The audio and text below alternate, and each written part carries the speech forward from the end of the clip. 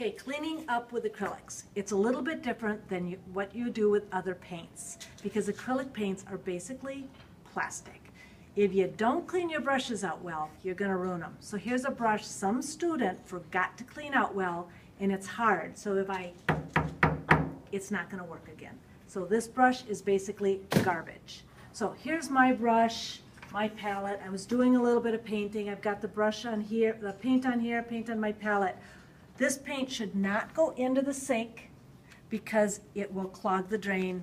And then we got a drain clogged up, and that's a big problem. So when you clean up the acrylic, you want to get as much of the acrylic off your palette as you can. And you want to get that into the garbage can.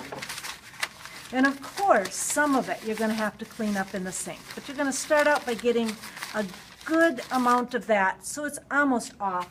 And then we can clean that. Your brush, you should get as much off as well before you start cleaning your brush. With your brush, you don't want hot water, you want lukewarm water. You're going to get as much of the paint out of the bristles as you can. So you're going to have to use your fingers and work at it.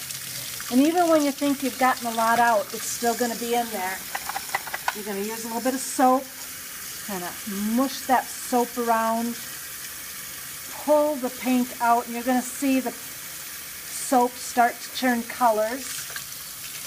You get a little bit more out of there. A little bit more soap on there. Really keep working it out until it runs clear. Soap is really important. And you can just sort of reshape the brush. Don't store it down, you're going to wreck the bristles. With your palette, now it's been soaking in there a little bit, I can use a paper towel or I can use my fingers to get the rest of the paint out of here so the next time I paint, my colors aren't going to be all mixed up.